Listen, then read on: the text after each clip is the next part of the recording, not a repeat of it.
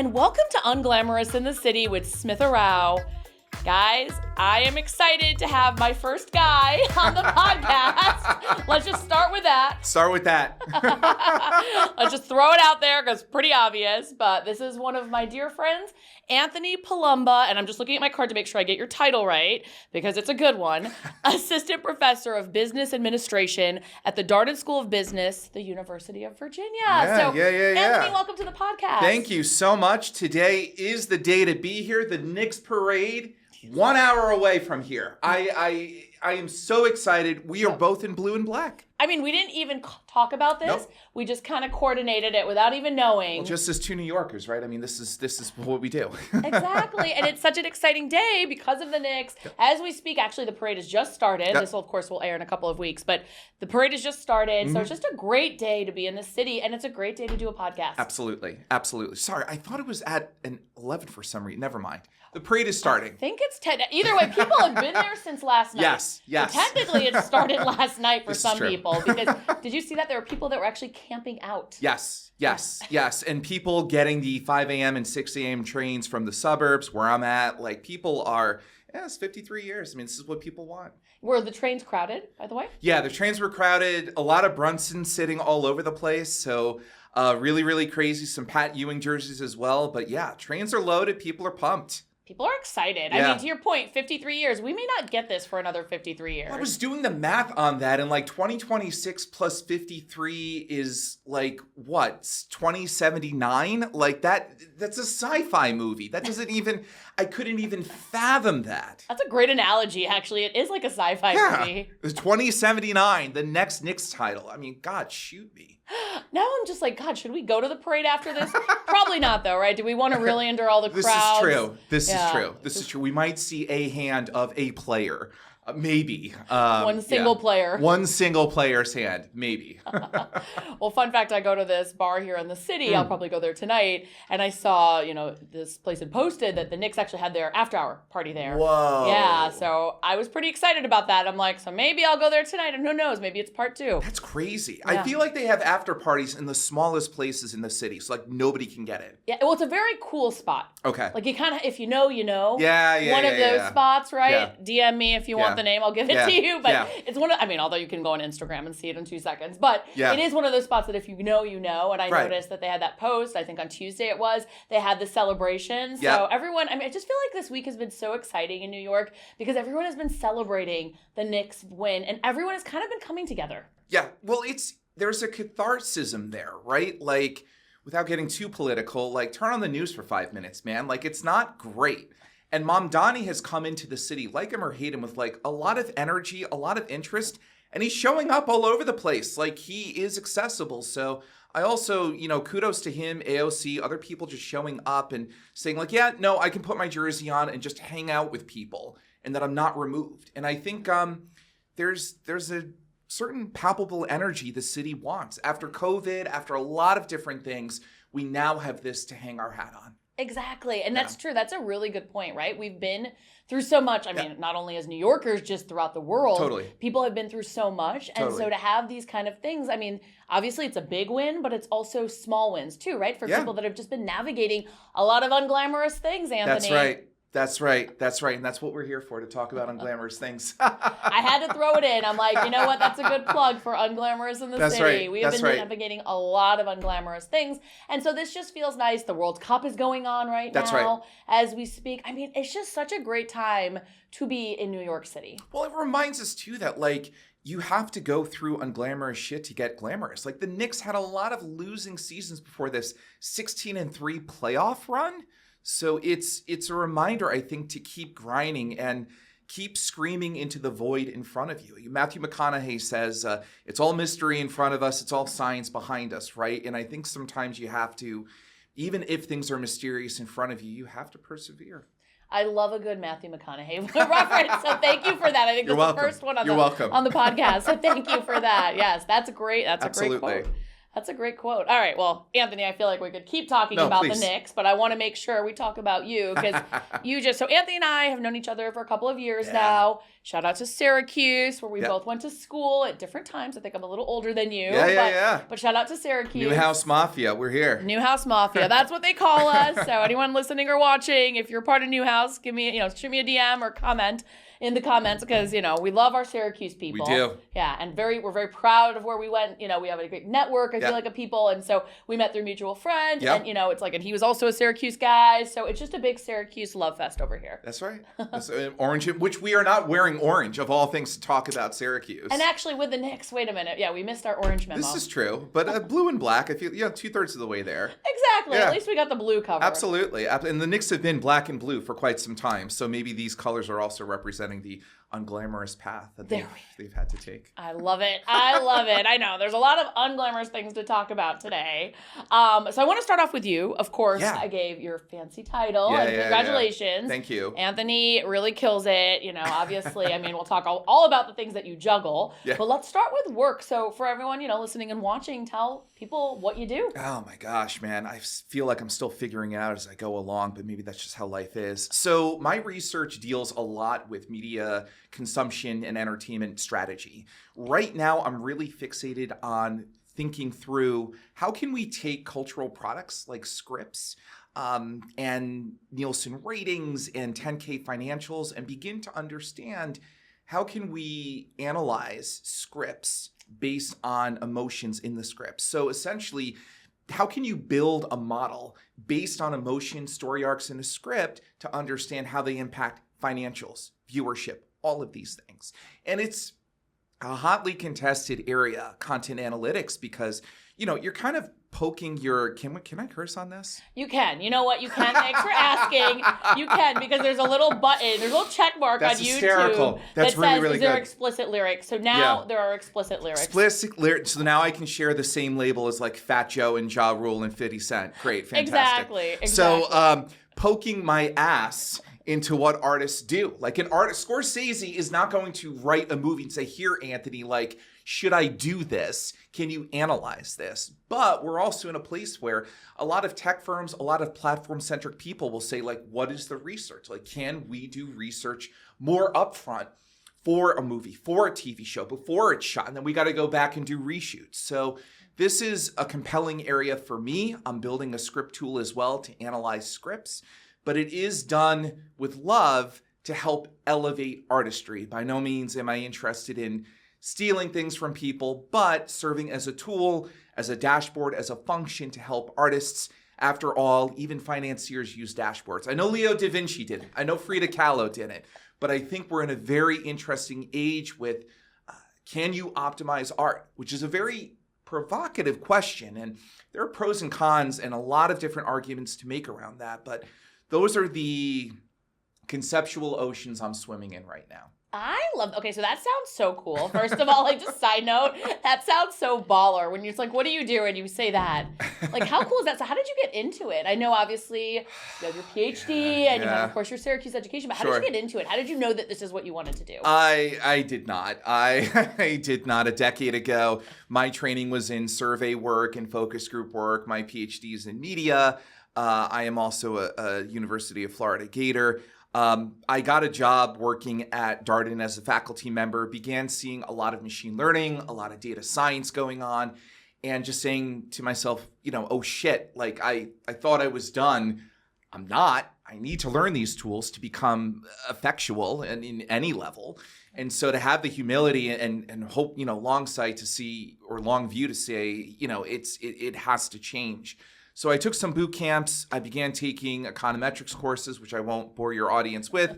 It's just meant to see, does X cause Y? Isolate a relationship. I'll just leave it at that. And so with all of these classes, I'm always reading Deadline, Variety, The Hollywood Reporter, and I'm saying, we've been analyzing people for 150 years, psychology, sociology, all that stuff. How are we analyzing art? And is there an opportunity to elevate that and to think differently about how we can begin to screen art, which in and of itself is a weird thing to do because, who the hell screens art? How is that even a thing? But the technology provides this avenue by which, you can begin analyzing sound and video and images, and you don't have to wait to test things on people. Also seeing all this process of canceling more and more content going on early made me really interested in why is that happening, and are there preventative measures we can take to ensure that content actually will work? And can we save content before it's canceled? Or can we think about trailers being shaped differently? So there are a lot of different avenues with that. And I was going to say, content is such a big thing these days, right? Because you hear about it in so many different ways. Yeah. I mean, even this podcast is content, right? Like we hear about it in just so many different ways. How important do you think content is to the next generation, right? Yeah. So maybe someone who's listening or watching who's thinking, okay, how can I make sure, how can I do what Anthony does? Or how can I use content in the best way forward? Because if you think of even how much it's changed with the way that we present content externally, it's changed so much in the last 5, 10, 15, 20 years. Everybody's a media company. And I don't think that was the case 10, 20, 15, years ago. Yeah. You've got banks that now have media departments. That was not a thing. McKinsey, Bain, BCG doing podcasts, investment bankers, that was not a thing, as you know. I think thinking through the story is critical here. If we think about the movies that are popping right now, Backrooms, Obsession. I still need to see Obsession. I have a 1-year-old, a little bit hard to get to the movie theater, but I did see Backrooms and I thought it was great. There's something about having a good idea. And I think that we constantly have to remind ourselves how important that idea is. For every Timothée Chalamet, there are hundreds of no-name actors that will be in Obsession, that will be in other movies and TV shows that will pop. And they pop in part because of their talent, but they pop because of the story. Do you have a good story idea that's never been heard of before, or is novel yet familiar, right? Think of Stranger Things. Stranger Things had elements of the Goonies, E.T., all of this stuff. Yeah, we've kind of seen all of this, but not packaged in this way, right? That's where the nuances, the novelty is. Yeah. So you can think about an idea that has a tight tension, a cathartic curve or story arc. That's the way to begin to think about using content, right? You want to hook people in, something is unresolved, and then there's some sort of catharsis at the end. And also great plug, because Stranger Things is such a fun show. I'm sure there's a lot of fans. Such a good show. I haven't actually finished the last season, right? Which I have to do now that I think about it. Yeah. Same like you were saying. I mean, you are very busy. Yeah. As you said, you have a beautiful wife, a beautiful daughter, and a beautiful career. So how do you balance it all, Anthony? I think that there are trade-offs. Shout out to my wife, Fran. Yes, Fran. Hi, Fran. Hi, Fran. Yes, Anthony has a beautiful, wonderful wife, supportive partner. I think that obviously helps, right? That's very crucial, I'm sure, to balancing it all. Yes. Yeah. Fran puts up with my crazy schedule. And then I have Isabella. I love you, Isabella, my 1-year-old. So cute. She's beautiful.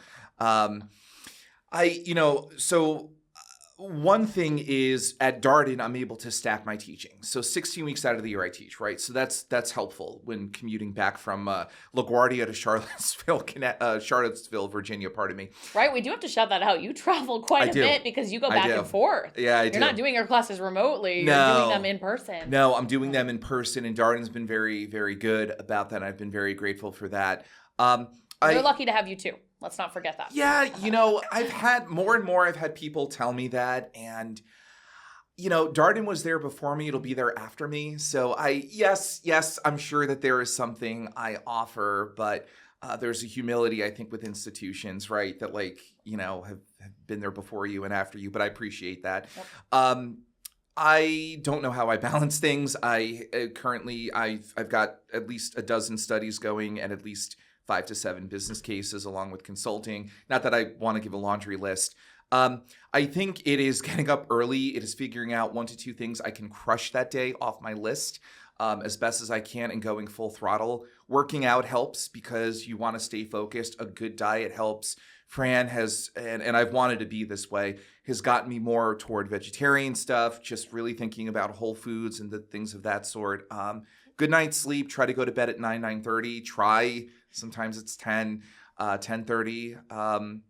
but you try, and I think you work as hard as you possibly can, and some of it doesn't work. That's the other thing, right? Like I give a speech at the end of my data storytelling class where I list all my failures to my students, and they are deer in headlights, like, oh my God. And I talk to them about all of my failures, and then give them 2 pieces of advice. Everything you need is inside of you, and be undeniable to yourself. And I think if you can do those things, that's hopefully how you're able to kind of balance everything. Definitely. And I love that too, that you give failures to your students, because that in some ways is probably more valuable than the lessons, right? Totally. Or just as important. Where, totally. Yeah, where it's showing, and I think that's actually, I mean, that's such a big part of this podcast, right? It's showing everyone, like we see on Instagram, right? I talk about this. We see on Instagram, and you just see the photos of the families, of the travel, of the, this, whatever, the life, this glamorous life, right? And there's so much behind the scenes that people don't always want to talk about, which is understandable. But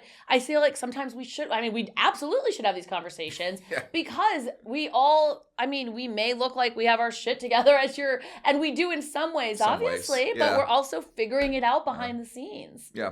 No, we are. I think, to your point about social media, what social media is really good at capturing is outcomes. I got this. I got on the plane. I'm wearing driver's gloves, and I've got a 3-piece suit on with a leather bag that probably costs as much as the ticket to be on this plane, right? Like, look at me.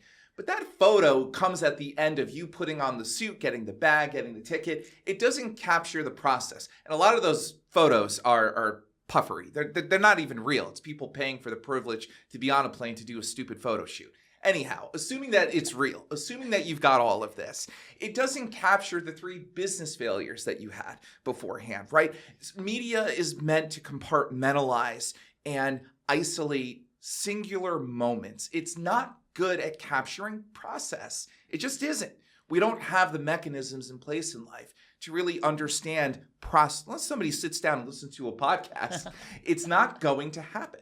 So I think it's really important to get obsessed with process versus outcomes. I can tell you, no smoke, no puffery.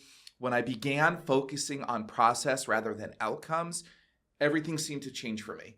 That's such a profound analysis, though. You're right. It's outcomes. Yeah. Because you're not seeing the behind the scenes. You're not seeing the process. Sometimes you'll see posts where people are deliberately doing that, but it has to be intentional, because you're right for the most part. And it's funny you mentioned that example, and I can think of someone, and I didn't know this person very well, but I remember hearing she had gotten arrested, and then I saw a photo on social media soon after of her looking like she was on a private plane. Maybe it was fake. Now, But it was funny because I'm like, that's kind of misleading, right? Yeah, they're not going to take her into the police station, give her photos and be like, oh, by the way, like, we've got this jet. So yeah, totally misleading. Totally misleading, right? Because you look at that, you're like, oh, she has it all figured out. No. She does not, right? No. I remember that stuck with me. This was years ago, but I remember that stuck with me. I'm like, that's interesting, right? Huh. Well, unless she stole the plane. I don't know. Maybe that's why she was arrested, Anthony. Maybe that's why she was arrested, right?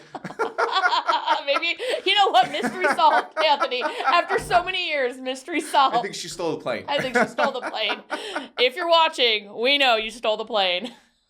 But you're right. I mean, it's a great point, right? Yeah. You see all of this, and then you just have to think, and you have to peel back the layers and think about what it actually is and what the reality is. Yeah, absolutely.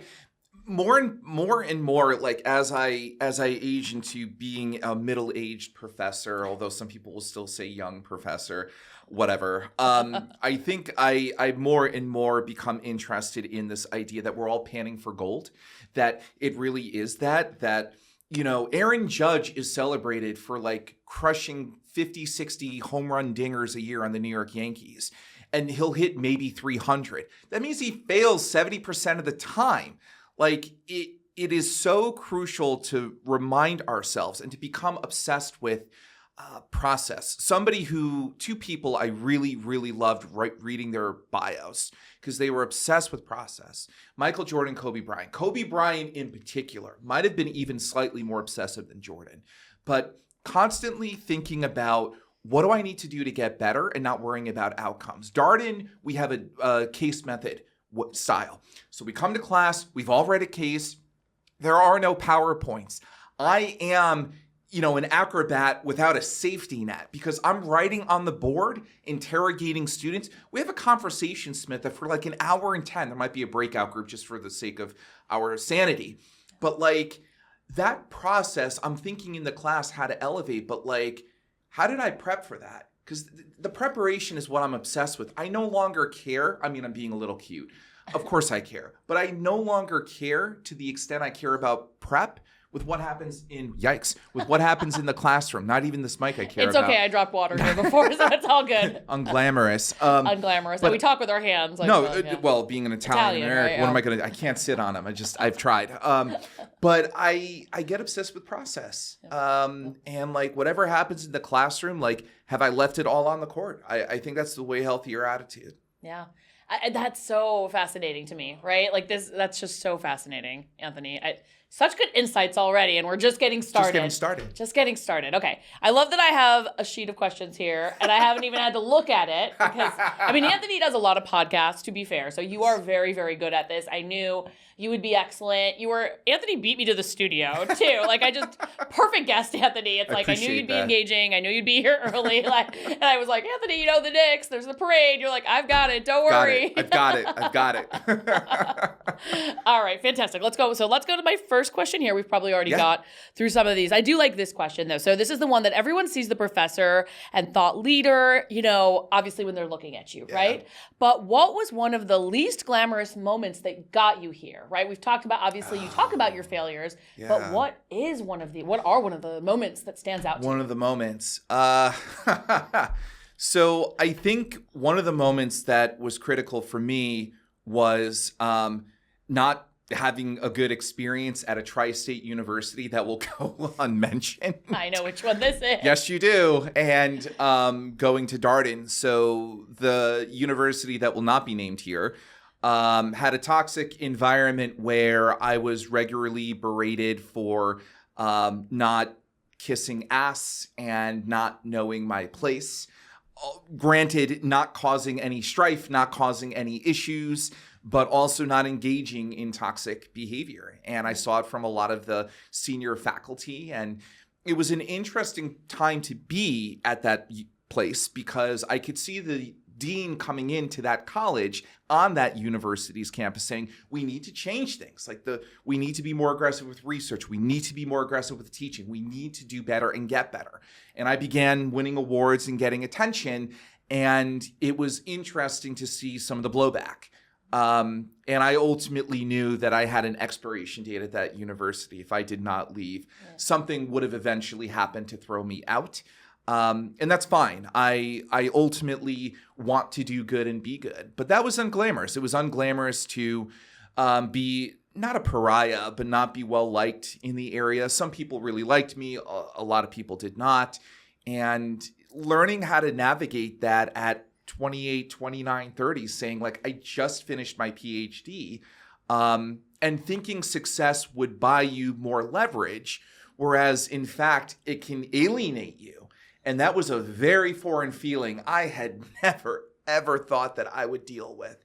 And so maybe not work related, but certainly more importantly, culture related. I didn't think I would have that effect. And I didn't think I would get that kind of vitriol from people. Yeah, well, I'm sorry you went through that, first of all, because that's just unfortunate, right? You bring such a special skill set, right? And then you deal with an environment that's toxic. And I think a lot of us can relate to that. Absolutely. I've definitely been in a newsroom that has been toxic and just not a good, and it doesn't matter. You can't thrive. You can't thrive. Right? It doesn't matter how all the greatness that you bring, all the experience, all the knowledge, it doesn't matter because when there's a toxic environment, it's just complete. And it really is a shame. Yeah. Because sometimes there's other people who also work there who are in that same boat who are just fantastic. Yeah. But again, nobody is thriving. No, nobody is striving. And it's funny because I would say to myself, man, if they only knew that at the University of Florida, one of my evaluations was that I was a subpar PhD student.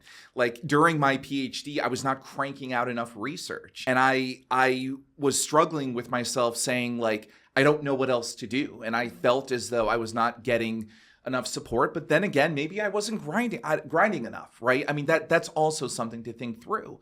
So even at that particular university, I'm like, man, if you guys only knew, what it took to get here and having those failures and having those early rejections from journals and saying, well, maybe I'm not a researcher. Like maybe this isn't for me.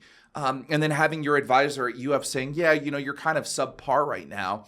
Saying to myself, well, maybe this was the wrong program for me. But I never really had that chance to broach the topic with any of them. Now I have to ask you this. Did that ever shake your confidence at all, that experience? At Florida? Oh, no, sorry. The toxic environment. Going back to the toxic environment. Toxic environment. Yeah. I just kind of said to myself, I know that I'm destined for great things, but I also had the humility to know I'm going to have to go on a Joseph Campbell's hero's journey. Like if you're not familiar with Joseph Campbell, big author, wrote about like how to articulate a story. Great reference, yeah. Yeah, hero's journey, most explicitly done well with like Luke Skywalker in Star Wars, right? Like you got to go through some shit. You got to wade through some shit. As my cousin Jason Milani says, who's a very well decorated Emmy Award winning makeup artist at SNL, you have to eat shit, and then eventually, hopefully I knew eventually I would win the lottery at something because I'm not that special. I think sometimes we tell ourselves we're special. That is super deadly because then it's like, if I'm special, why am I not getting what I think I should be? Like, my mom tells me I'm special. My dog thinks I'm amazing. Why am I struggling with this? So I think I had to begin to think that, you know what? I'm not special, which means I'm going to have some bad luck. I'm also going to have some good luck. And as my cousin Jason will say, he won the lottery when he got to SNL. He knew what to do with the winnings.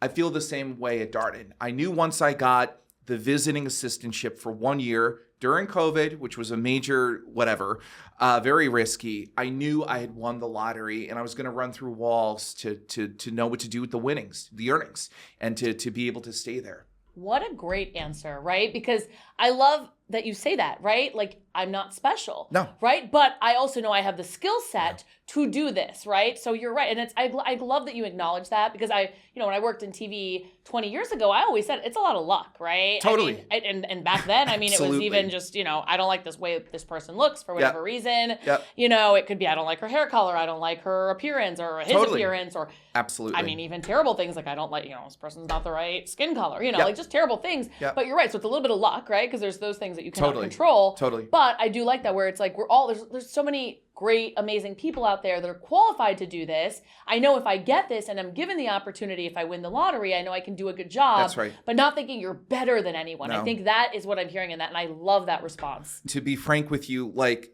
the machine learning boot camps, I'm also doing a part-time MS in economics. I promise this is the last thing I'll be doing because my wife will leave me. All the books that I'm reading, Smith, and now I'm engaged in economic stuff, the more I read, the less I know. And that humility has, I think, permeated every facet of what I do. I'll sometimes teach on Zoom, and my students will see this massive bookcase behind me. Like, whoa, have you read all of those books? I'm like, yeah, many of them. And they're like, you must know a lot. I'm like, I know what I don't know. And then they're like, what the hell does that mean? I'm like, well, this bookshelf represents things I don't feel like I know, but would like to get better at. And I think when you have that kind of mindset, everything opens up. Nothing is off limits. You're willing to fail. You're willing to look like a jackass.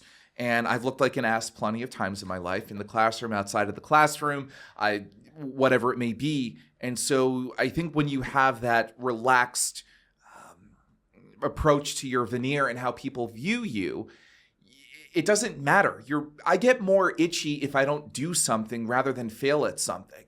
I'm more angry at myself if I don't try and try to figure it out. The script tool that I mentioned earlier, it's been over a year, Smith. I've been working on this here and there. I think it'll launch in August, but the bigger thing is it has been a hell of a journey, and I'm not even done yet trying to figure out how to code this, how to put it together. And I think getting engaged with process and the willingness to fail is some of the biggest lessons I can impart on people. Yes, the willingness to fail. Yeah. Right? Yeah. And that right there, those 3 words, That is powerful. Yeah. Right? Not being so afraid of being perfect. Yeah. Going back to social media, seeing everything looks perfect and roses, and it's not. No. You know, it's not. It's unglamorous. I mean, going back to the name of the podcast, Yep. it's unglamorous, and not being afraid to put yourself out there. And this actually is true for anything, right? We can talk about this with anything, dating too, which I know is not relevant to you, but at one point, I mean, well, I was gonna say at one point, but it's true, right? You put yourself out there, totally, and you hope that people respond well to it.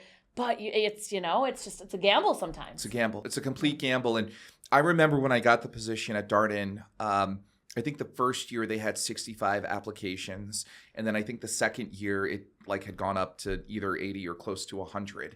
And so as a result of that, you begin to think I'm one of 100. Am I the best candidate? I'd like to think so. Part of me thinks so. But I know full well that there were other people in that pool that either could have been as good as I am, better, or if given the opportunity, would have done better than me. Maybe weren't where I was, but maybe their potential is way higher than me, right? And if all of those things exist, then you're just back to figuring out how to spend your earnings because you've won the lottery. I love the humility there too. I think that's so important, right? No matter how successful you are in life, I think having that humility is also what keeps you grounded. Yeah.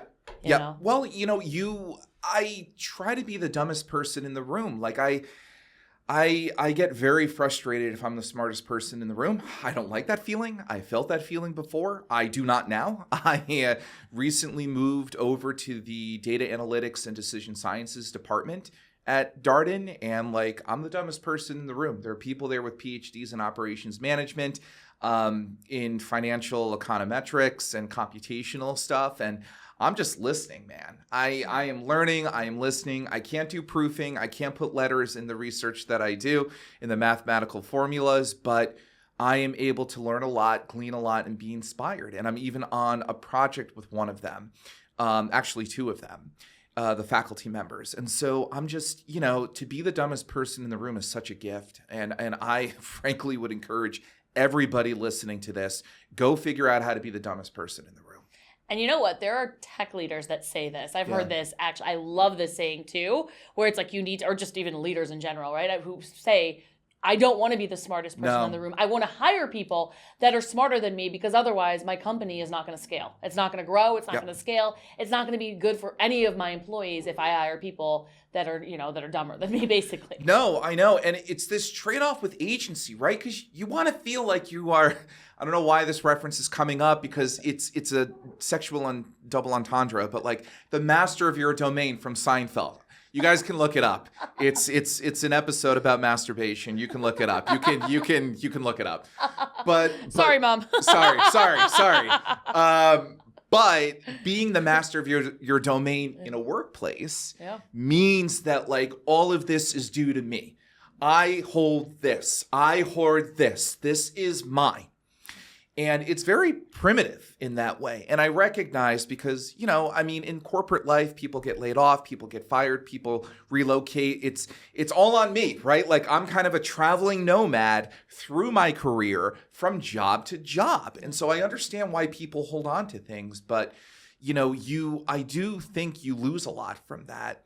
And you can pick up, I've picked up so much from people by just, I'm the dumbest person. I've got to learn from them. I have sat in on no less than 20 classes at Darden. 20 individual faculty members I have watched in the back and just taken notes. What do I like? What I don't like? What I can do? What I can't do? That is just, holy cow, that person does that well. And everybody brings in their own brand because it's case. And so it's personality driven, it's energy driven, it's not just lecture based. Same thing with research, the modeling that they're good at or whatever it is. And so being able to understand and listen and try to see what you can offer and add rather than worrying about what you may lose, I think is a big lesson. Worry about what you might gain, not what you might lose or what you might expose by letting your barriers down. And I always say I'm a sponge, right? When I meet people, new settings, new job, whatever the case is, right? I'm a sponge. And it's interesting too, because I mentor students a lot, right? So kind of, obviously in a different way than you do. Yeah. And of course, because these are such high achieving students, I learn from them. Totally. And that is such a wonderful thing to me, right? To be open, to be like, obviously somebody who is, 25 years younger than me has knowledge that I don't have. That's right. Right? And that is such a beautiful part of these relationships with people, right? Whether it's mentors, mentees, whatever it is, because you can learn something from everyone. Absolutely. At Darden, we write cases not only with faculty, but with students. And these students are 25 to 32 years old in the executive program, obviously older. They're coming in with experience. And so you can write a business case with them after, as they're wrapping up their Darden MBA, like they've gone through hundreds of cases. And you can write something that's really powerful and is timely and is updated to some extent, because although we pride ourselves on doing academic research to be up cutting edge, we have students who are coming in with workplace experience. And so again, what have you seen? What have you experienced? What can we incorporate in the business case for students who are going to be coming in next year, the year after, whatever it might be? Yeah. Oh, okay. So much knowledge. I'm like, I've learned things even from this conversation, right? I'm sure people watching and listening have too. So, okay. I love this because, again, we don't even need our questions, but I want to go. I want to see. There's one here that I wanted to ask you. This question. Okay. So was there ever a point in your career where you just thought, kind of in line with what we're talking about, maybe this isn't going to work. Maybe I'm not cut out for this. Has that ever happened to you? Yes. I can think of two instances, and they're back to back. So when I left University of Florida with my PhD, I was really interested in industry. And I went to a prominent market research firm that will also not be named. And I was told I'd be consulting. Like I asked them, will I be doing presentations, really like getting into problem solving and doing, aggressive work. And it wound up being that I was copying and pasting data into decks along with people who had just graduated from college. And I was like, not to be whatever, but I just went through all of this. Can I do some modeling? Is there something more I can do here? Right. So I was angry, bitter, really disappointed in myself, questioning my own skill set, saying if this is how the marketplace perceives me, did I miscalculate who I am? Maybe I'm not as great as I think I am. And maybe I am going down the wrong path. Maybe it should have been the MBA, but I don't know if I would have been good at the MBA.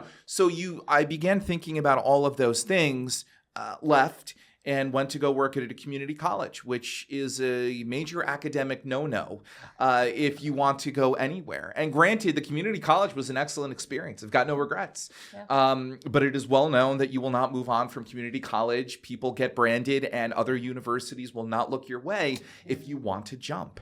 And so being there, thinking this through, I had one student say to me, so you were working at a market research firm before? I was yeah, I did some work for HBL. They're and you're here now? And Smitha, I had to do everything to smile. So yeah, I'm here now without feeling it in my gut and saying right. Well, shit, did I fuck this up? What am I doing here? And my family's looking at me what the fuck? What is going on with you? So I think all of that job hopping early on made me insecure. It made me just feel I didn't have my shit together. It made me feel I couldn't date. I wasn't making much money, frankly. Yeah. It made me feel as, I've got a bunch of guys as roommates. I loved them, but the house was what you would think 4 guys in their late 20s might do to a house. Granted, it wasn't on fire and you could still move around and stuff. It wasn't that bad, but right. Maybe not the best place to bring a woman back. No, totally not. No, thank you, Fran, for dealing with that all those years ago. But I grew up thinking I was going to be an entertainment lawyer and I was going to be making money. I was going to be crushing it. And I was not crushing it. And I really, really had to buckle down and think okay, it's not working, but I'm at a community college, but I want to become an academic. This feels right. My students are very gracious to me and I can get better at research. And that was kind of my trajectory. I worked through weekends. I worked through weeks. I probably put in even more hours then than I do now, though I still put in a lot now. But I was hell-bent on digging myself out of the hole I had put myself in. I think that is so interesting because I've been unemployed more than once in my 30s, Mm-hmm. right? And I remember at first being embarrassed, Yeah, right? total When it embarrassment. happens to you. And Absolutely. it was a job eliminated. That Yep. job has never been since then, so many years ago, has never actually been back. So Yep. it really, truly was a job being eliminated. Yeah. But I remember being embarrassed. Yep. Then I remember being in like go, go, go mode. Okay, every day I'm getting up, I'm applying for jobs. Yep. I'm going to do this, right? And then a month passes, 2 months, 3 months, and then you get to like the 6-month mark. Terrible. And you're like, okay, I don't think I got this, right? And it's scary. And then we live in an expensive area, right? Like it's all the things, right? I'm like, I don't want to move home. I love my parents, but I don't want to move back to upstate New York, right? I want to stay in the city. That's right. And it's all the emotions and the things that and I went through that more than once. So, I understand that completely, but it's like those moments where you just kind of question, like I'm in this place. How do I get out of it? That's right. Yeah. That's right. Yeah. And you're questioning it. And it's also, I think it's also a social indictment on how much we tie our value to work. And, you're an amazing person. Like, why shouldn't you feel good about yourself even if you're unemployed, right? Right. But we live in a capitalistic society. And I like money. We all like money. But I think sometimes. I definitely like money. Yeah. As you know, I like my designer things, unfortunately, and my travel. Of course. But hobbies. I think, I think sometimes it's just too much. We put so much pressure and emphasis on work and our titles that we forget the person behind them. And if you are trying to pay your bills, if you are good to your kids and wife and husband, and if you're a good friend, that should be enough. It should be enough even if you're unemployed. And yeah, I've been let go of things. I've been unemployed, right? Like you. And it is awful. And I've seen my world crumble a few times as a result of that. And I have been super depressed. Probably not unlike some of the things you went through. And you begin to question your self-worth. You begin to question your existence. Why am I here if my path has deviated? And if should it happen again to me in the future, given what I've gone through, I'm going to be a lot kinder to myself because there are so many other facets of life. Anthony is not just his work. Right? That's the thing. And you're right. It's so easy to go down that rabbit hole of being like, this is my self-worth is attached to what I do. And I mean, to your point, it's kind of the first question people will usually ask. It's what we do. When they move. Exactly. That's almost always the first question. Well, I was in Lucca, Italy for an academic workshop writing a book on AI and data science. And when I was out in Lucca, Italy, you know what people didn't ask me about? My occupation.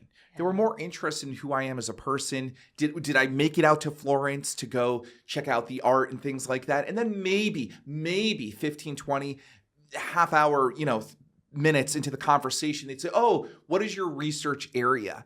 They were far more interested in my life. And that was very powerful to see because I think that we are very much interested in boxing and categorizing in the States and oh, she does that. She went to this school.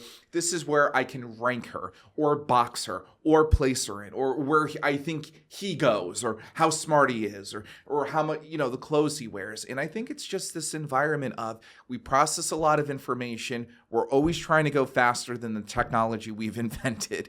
And we want to be constantly moving and on the go. And so we reduce parts of our life that really shouldn't be reduced. And I love that you mentioned to travel because, I love to travel. Trying to go to 50 countries by the age of 50 different countries. Man. I'm trying to do it. I'm at 30. So Whoa. I got a little bit of work to do, but because they have to be different. You're over the hump. I'm over the hump. I'm over the hump, and this is since birth. So I went to Mexico, doesn't count because I've already been there right recently. So I have to be new countries. Yes. Japan's on my list. I think that's going to be my next one, Japan, that whole part of the world. Totally. But you're right. In other countries, and particularly in Europe, it's not the same. You go to Italy, and it's oh, I want to know more about you, right, as a person. Right? And maybe where do you live? That's usually part of the country. Oh, you live in New York, you live in Manhattan, that's cool, right? But it's more the curiosity of it versus the what do you do, and that's tied to your self-worth or to your worth. Walt Whitman has a famous quote, I contain multitudes. And what he was talking about are his experiences, people who've helped him along the way, that we are the summation of everything we've been exposed to. You and I are going to walk out of this studio probably in a ticker tape of blue and orange confetti everywhere. We may go to a restaurant together that we've never been to before. That's an experience that we're collecting. And we will move, to our separate places afterwards. But we are constantly collecting experiences. I would argue more so than we're collecting jobs and tasks and things like that. Yeah. And so it's important, I think, to look at the entire portrait of a human being, not an inchoate version or an incomplete version, or I'm only going to look at this slice, or did he work at a FANG or now a Mang? FANG, forget Mark Zuckerberg, you're still Facebook, you son of a bitch. But FANG firm, and then, having these kind of quick binary calculations without getting to know people. And I that's contributed to the loneliness epidemic, our inability to connect with people, more phones out at bars. Tech has removed us from each other. It has not... It is, in many ways, it's brought us together, sure, fine, but I think it's also done a deleterious job in just pulling us apart. I couldn't agree more with that. And I'm someone that, because I live here in the city, if I'm meeting some friends, I have no problem going to a bar, having a martini ahead of time, sitting at the bar. And that's always one thing I try to do, is not be on my phone. Absolutely. Because I also want to meet as many people as possible, right? That's just my thing. I've always liked that. Obviously now with the podcast, I'll tell anyone who will listen that I have the podcast, fun fact. And I meet a lot of journalists, so I will always make sure to tell them, hey, by the way, I'm doing this. But just in general, I love meeting people from all walks of life. That's one of the best things about living in the city, is I love going out and just meeting people, right? So I really try not to be on my phone. Absolutely. But it is funny because you go and sometimes you see people, and that's all. And it's like, well, why are you here? You could be doing this at home. You could absolutely be doing this at home. And do you need a different milieu or environment to look at your phone? Yeah. How bougie are you? It's not worth it. And at the end of the day, you're not even going to remember the experience because you were on your phone. You just happened to be on your phone in a different place. And I think that's different than going to the park and reading a book, because at least with a book, you're able to look up. I think the environment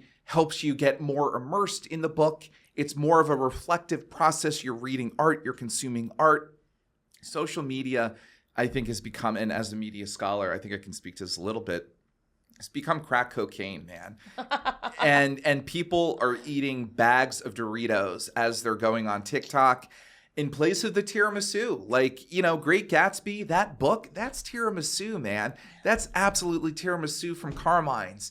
But if you go on TikTok and look at some of the other awful stuff that's going on, it's bags of Doritos, man. It's empty calories, and it's not good for you. It's like the yellow Starburst. Completely. It is totally the yellow Starburst. Absolutely. Absolutely. It is. No, it's an interesting culture where people just are not as connected. Yeah. And then don't get me started on dating when it comes to this, because this, of course, is a big thing that you'll hear a lot about. Completely. People are just not connected, right? And there's so many options, and it's the city, and everybody has something great, and it's just, but it's sad. It's sad that technology has done that. As much as it's helped us, it's also done all of this stuff. I would also argue, people say that they're having trouble connecting. I think it's more so people, not so much that people aren't connecting. I wonder if people don't know how to connect. I've been and I look at my student behavior. Sometimes I will ask them very general, because it is none of my business.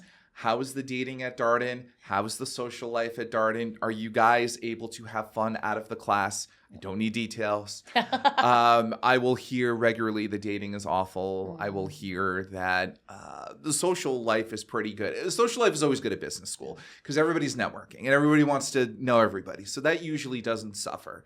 Yeah. But it is kind of sad sometimes when I hear that. Not that everybody needs to be paired off, but I begin to wonder, where are people good at connecting? Where are they not? And I think romantically, we have lost the ability to approach a woman knowing full well I'll probably be rejected 70, 80% of the time maybe, but still going for it because, again, we're after panning for gold. And I think technology has made it such that I go on TikTok, everything's going to be bomb.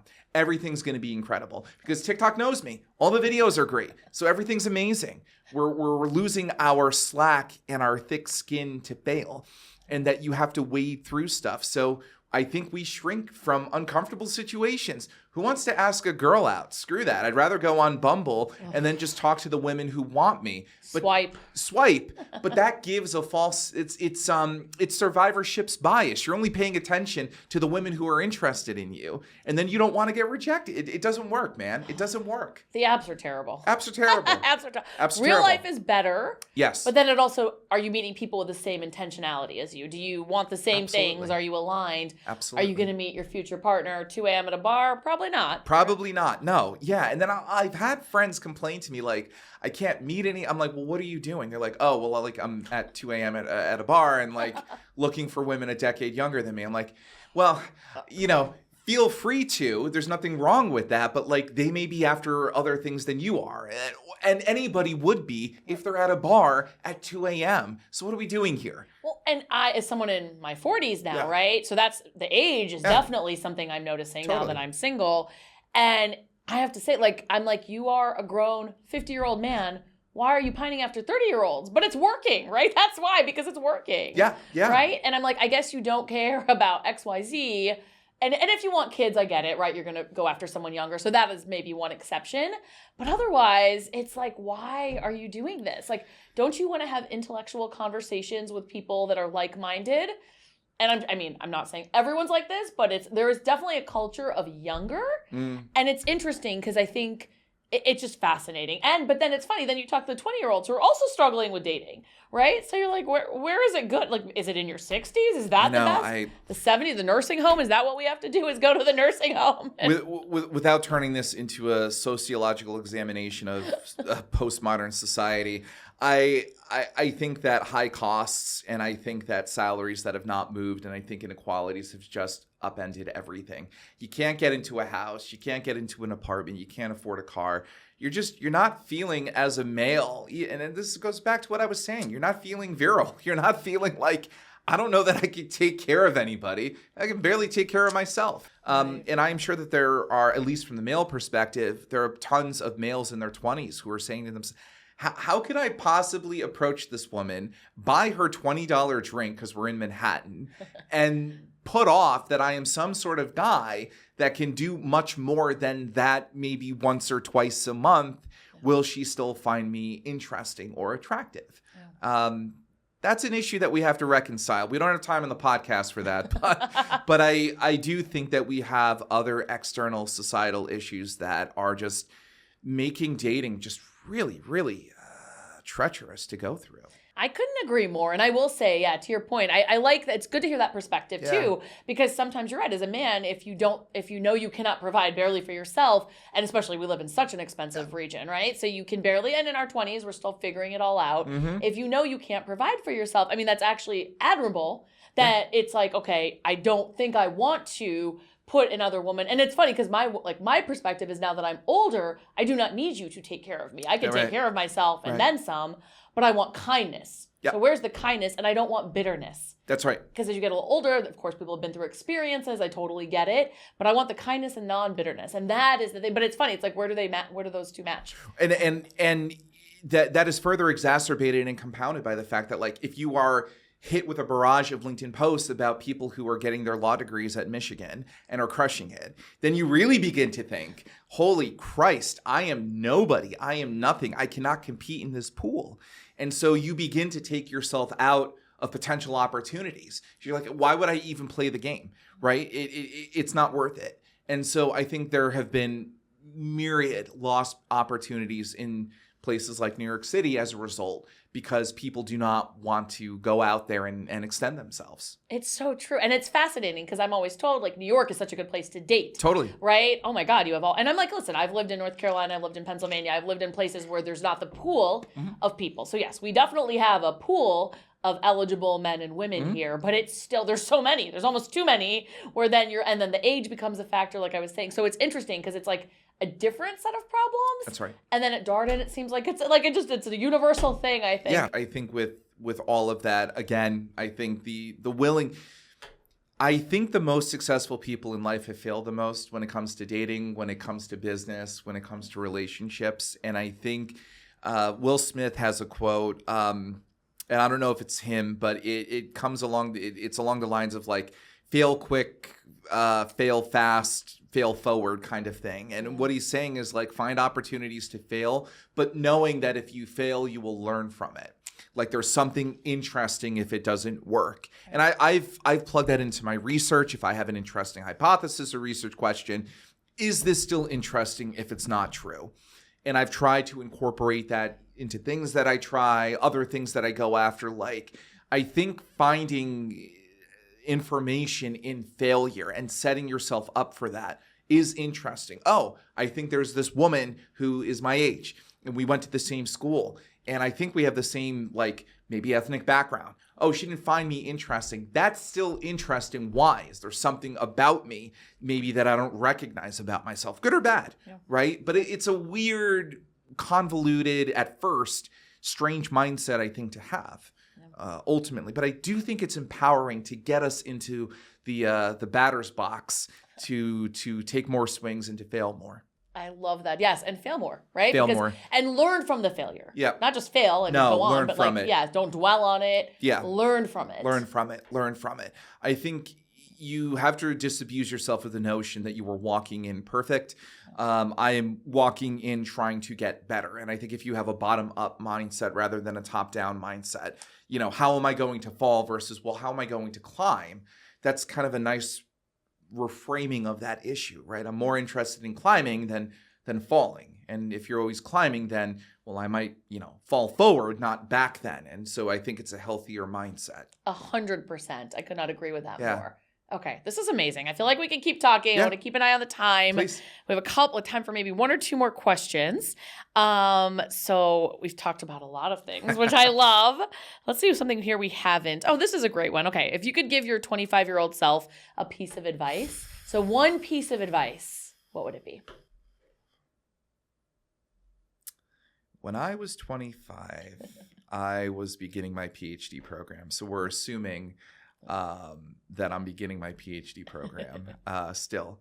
I think the advice would be go hard as possible and keep going. And I know that I've been harping on this quite a bit, but maybe rephrase differently. I think being undeniable to yourself. So I mentioned this earlier.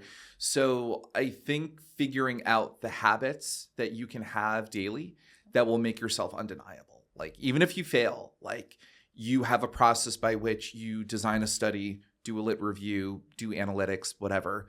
That's important. Are you writing every day? Are you working out every day? Are you eating right? Like, are you getting obsessed with your inputs more so than outputs is what I would tell my 25-year-old self. That will carry you. The money will come. The accolades will come.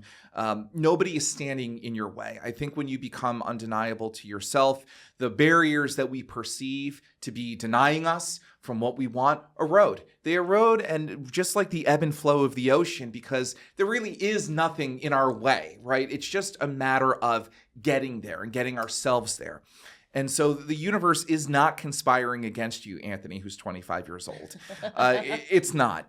It really is just a matter of figuring out your habits, sticking to them religiously, and waiting for things to mature and ripen. The universe is not conspiring against you. I love that. The universe is not conspiring against you. Mm-hmm. You're right, because at that age, too, everything hits harder. Yes.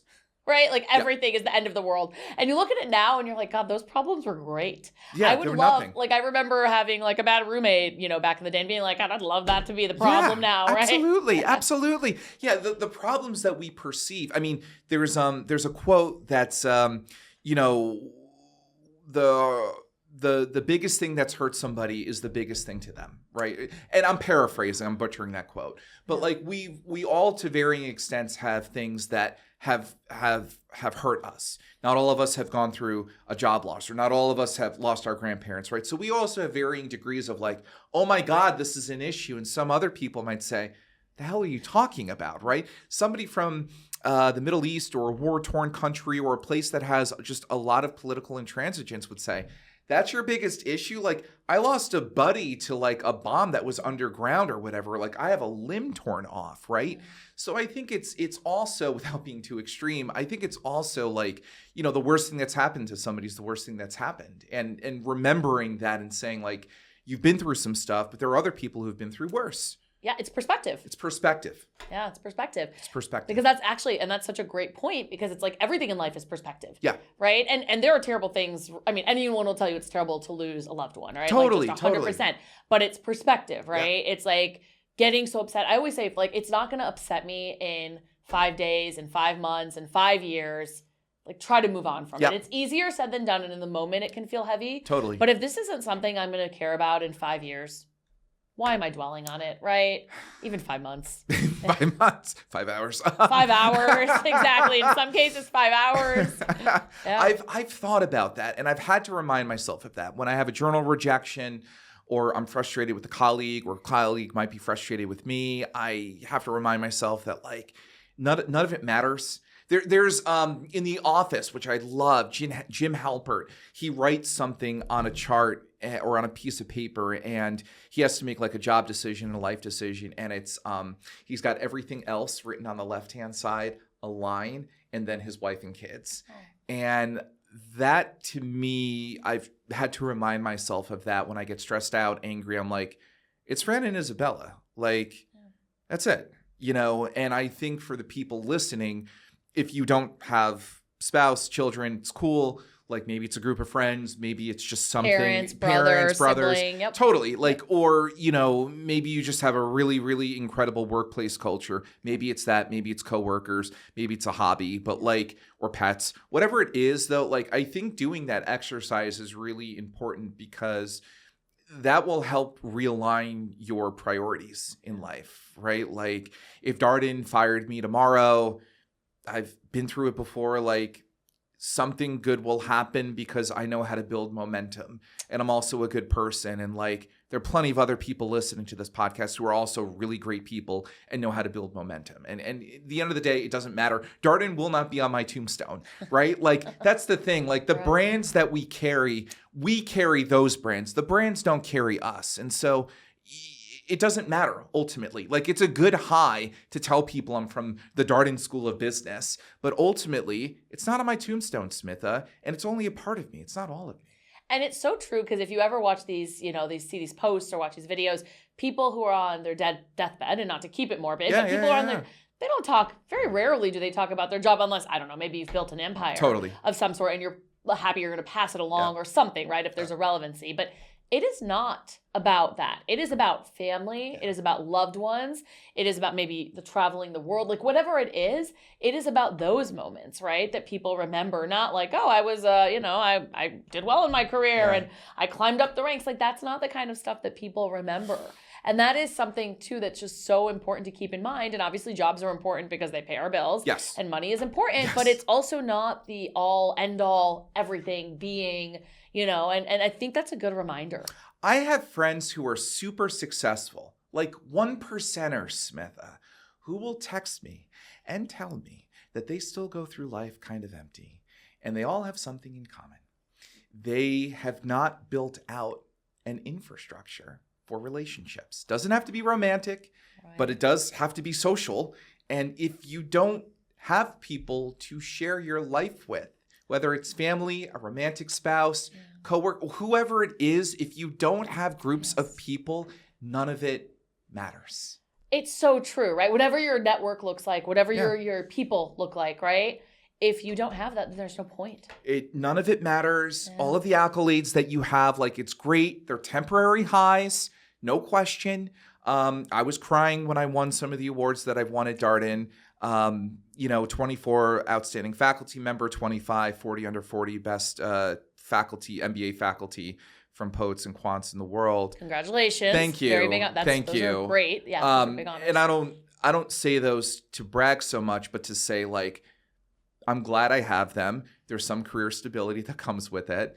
But ultimately, like, those are temporary highs, Smitha. Those are, not that I do drugs or like drink that much, but like, you know, it's a good night being drunk, or like it's a temporary buzz or whatever. Like it lasts, but then the residue, you know, it fades. It matters and it doesn't matter. Like what matters is like the people in your life that are evolving with you. Those awards are static, isolated moments. You know, yeah, they're with you, but I'm not going to get the award again today. It's not going to happen. Like it's already been given. Right. But your daughter and your wife, like that is the core. Absolutely. And your family, you know, that is so profound, right? Because obviously it's great to get awards. Sure. And who doesn't like to get recognition or kudos? Sure. But at the end of the day, that's not going to, you know, tuck you home, like take you home at night, or no. you know, that's not going to keep you warm at night, right? No, it's the relationships you have, whether it's, you know, just anything. That's so true. Absolutely. I love that. What evolves along with us? Pets live with us. People live with us. Awards just sit on a shelf. Anthony, okay. We have to go. I'm so sad. I feel like we can keep talking, but I feel like that's a great way to end the podcast. I do want to ask for people who want to find you, or like, God, this Anthony is so profound. How can they find you, or how can they track you down? Yeah, no, totally. So you guys can find me on LinkedIn.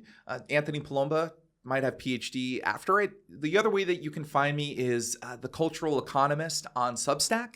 And you can follow my articles and LinkedIn posts, or you could just write me. We can Zoom. We can have a virtual cup of coffee. I'm also good for that as well. Yeah. Oh, well, thank you, Anthony. My pleasure. This has been such a pleasure. Yeah. Like I said, I'm sad that we genuinely have to wrap it up, but this has been wonderful. Thank you for sharing all of those wonderful takeaways, insights. I mean, I always say this every time, if I can help even one person, right, then my job is done. So I want to leave everyone who's listening and watching with this, that of course, the most unglamorous moments in life are usually where the real story begins. So thank you to everyone who has been with us on this journey of the podcast today. Take care. We'll see you soon.